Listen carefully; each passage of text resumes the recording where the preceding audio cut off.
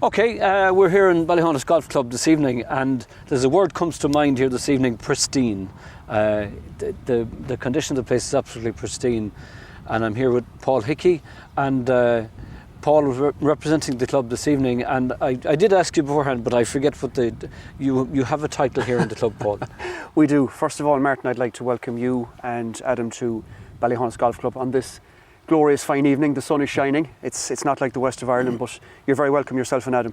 I suppose my position here within the club is to look after the finances. So it's club financial officer. I work in tandem with our treasurer, Ronan Jennings, and I suppose we're the guys that look after the money coming in, and I suppose more importantly going back out of the club as well. I suppose we've recently set up a new structure over the last couple of years in relation to the management within the golf club, and I suppose there was a couple of new positions formed, and my position being that in question. It's an onerous task, but look, I enjoy doing it. It gets the club back to where we need to be, I suppose, in relation to our finances, and as I said, our cost and our spending would be the biggest thing. I suppose it's a high-paying job as well. Unfortunately, it's not, Martin. But look, we do it for the love of the club. It's like all of our volunteers here. Yeah. We have very, very good volunteers here in the club. We're very lucky because it's like any club. It's like the GA, the soccer, the rugby club in the town. You all need good volunteers, and we're very, very lucky. We have good volunteers within the club here. This interview series I'm doing, I'd be aware of it being born and reared in the town, but it's only when you get out there on the ground and meet everybody you realise that I'd love to, by the time the series is over, I'd love to put a number on the amount of volunteers, but just taking the golf club alone, like what it takes to get this in this condition and keep it and maintain it and keep all the training going, it takes a serious amount of people. It does, and I suppose the structure of the club works from our three trustees down into our management team, down into our various committees and this fall out of that. Our management team actually run the club on behalf of the volunteers, on behalf of the members, and on behalf of the club itself. And we would have anything up to, I suppose, probably 50 volunteers at any one time that are involved here in the day-to-day. Like, we were actually very lucky this year. We actually lost our greenkeeper who we had for 5 or 6 years, Jonathan Kelly, and we actually ended up getting a very good replacement in Paul. He's here with us now since the beginning of the year, and we're very lucky to have him. He's putting his own stamp on the club along with our course committee, and we're getting to the place I suppose we want to be now again. Coming back into the winter, the best time for the club, because as you know, like, we're open here 365 days a year, hail, rain or snow, you can play in Ballyhaunis Golf Club, and that's what we put ourselves down to. That's very rare, isn't it? There would be very few clubs in the country that would have that. Very few, Martin, and we're one of those lucky ones. I suppose we're on a sand-based golf club here, and it does, like, the more rain we get here, the better it is. Like, you can see over the past couple of weeks we've had a lot of rain, and you can see how green the place is. Yeah. The more rain we get here, the better it is for ourselves. Okay. Just on officer level, what is the structure, of the president, the captain? What else? What are the main, say? Okay, so I suppose our main roles within the club go from our gents captain, our ladies captain, our president, and then it's down into your members of the board of management, as you would call it.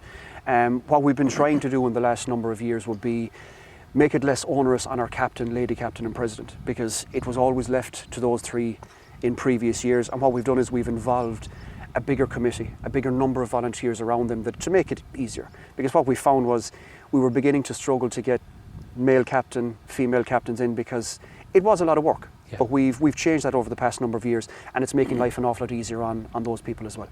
Okay.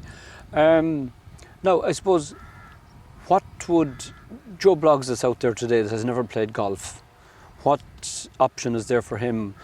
I'm sure you have members that are here, lifelong members and everything else, but would say, what can you do as a club to attract Joe Bloggs out there who maybe has it in the back of his head that he'd love to give it a go and is afraid? Half time in the background I've come from, you'd be afraid to go near Absolutely. Certain clubs. Like, what are you doing anything today to attract people in? Very good. I suppose I would have been the same, Martin, as that.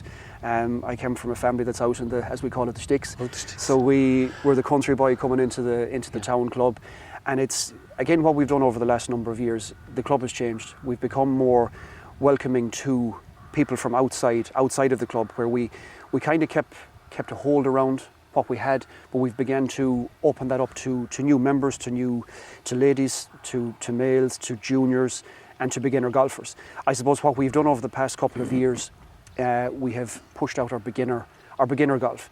So basically what we do here is we offer out a basic membership. You come and you get your beginner lessons. We provide all the clubs, the equipment, the golf balls, and we have, again, volunteers here who will give them the few pointers, the few tips, bring them out onto our practice facility, and then eventually, hopefully, that we will get them out on the golf course. Again, it's open to anybody within the town. We're trying to make ourselves more open, I suppose. It's not just for the local guy, the local lady, because we do have a lot of different various nationalities, ethnic minorities in the town, and we've made that open and available to any one of those. And do you have them coming in now? We do. Slowly but surely we're beginning to get there. And again, it's the whole thing of, look, it's an open golf club. You're not coming into a place that you will be frowned upon, looked down on. We invite everybody in. We have some very good volunteers on our beginners board. And they again try to widen the net as much as they can through yourselves, through Anne in the council in Ballyhaunis and stuff, to try and get the word and the name out there that Ballyhaunis Golf Club is open to all sorts. You frightened me earlier on when you mentioned about the figures of young people coming in. Like, can you share that with us? We can, of course.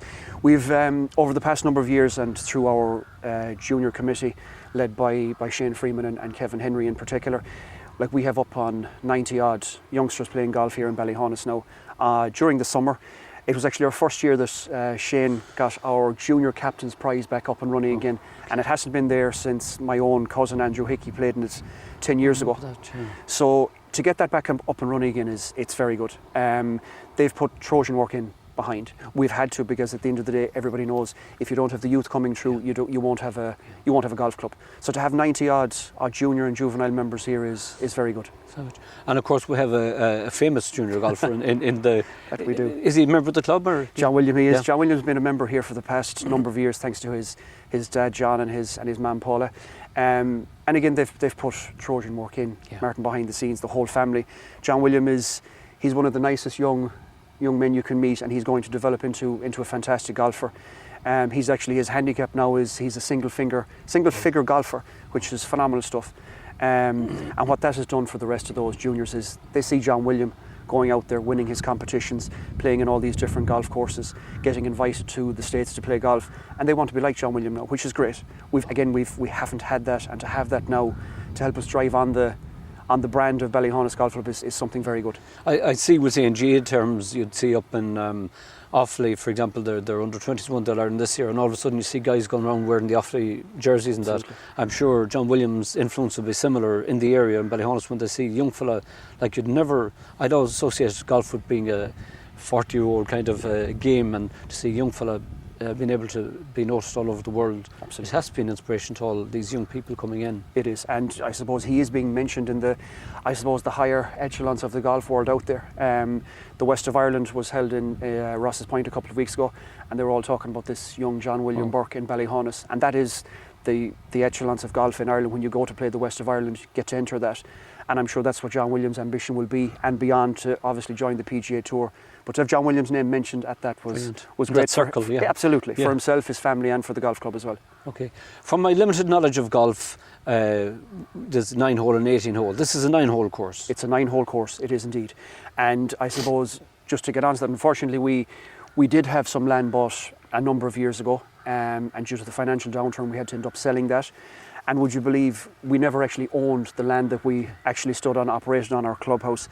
But actually this year we had the historical moment of, we were able to buy our own land, which was again down to our great members and two benefactors in particular who actually put the money up front for us to go and buy the land. And then our members came in and pitched us out basically that we'll be repaying them back for the next 20-25 years. But it's a great thing for the town, Martin, because I don't think many people would have known in the town that we didn't own the place. It's an assumption that you know. Absolutely. But a lot of hard work went on again with volunteers in the background, and to get it when we got it in the middle of COVID, when things were going bad and people needed the boost, it was a nice announcement to make. And what it's going to do is, look, we'll drive on from there. We've big plans with practice facilities, our machinery sheds, changing of holes, bunkers. We have a lot of work to do over the next couple of years because we were financially hamstrung for the past 10, 15 years. But now we can see, I suppose, the light at the end of the tunnel, which is good. You mentioned a few things there, but just explain to somebody who doesn't know what them developments are. What are you actually doing with them? So again, we've applied for a couple of sports capital grants. We were actually very lucky that we got a nice sports capital grant towards the middle of this year, where we were able to go along and erect some new sheds for our machinery, where the last sheds that we operate out of, they're probably 30 or 40 years old. They're leaking roofs, the floors are being done away with. So we get to actually erect new sheds for our new machinery that we actually purchased a couple of years ago as well. The other one then on top of that, we have a big sports capital grant that we haven't got notification on yet, that we're looking to develop our practice facilities. So we're going to have some practice greens, some practice bunkers. And what we're hoping that will do then for us is that will draw new members to the club, where you don't have to step up onto the first tee. Yeah.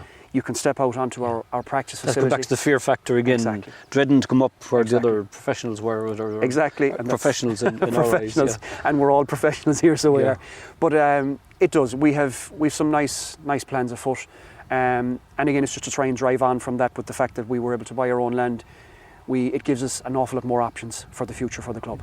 Question, I hate throwing questions that you're not prepared for, but going back to the 18-hole scenario again, you play the 9 holes out and 9 holes back, is that correct terminology? It is, yeah, it's on our scorecards, it's in and it's out. We obviously play the same 9 holes twice. It's but the good thing about it, we have some good variety there. We have a couple of different tee boxes on each hole, and look, it is a 9-hole, but we love it. We love the 9 holes here. We get to turn at our clubhouse. We get to have our sandwich, our cup of tea, our cup of coffee, and we're very lucky to have that as well. Okay.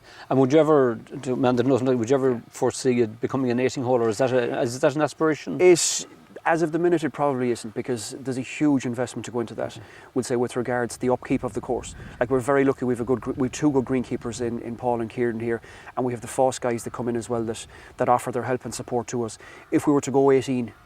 You're probably looking at taking on another 2 or 3 staff, and at the minute we don't have the membership to unfortunately do that. And again, we don't want to hamstring the club again and be back looking to our members to try and bail us out. That's what we want to try and get away from down here if we can. Okay. The one thing we were talking about earlier on as well is that you seem to have mastered, would say, the youth, having 90 to 100 members coming in and trying it out. You have the come and try for people in general, and you have a large men's membership.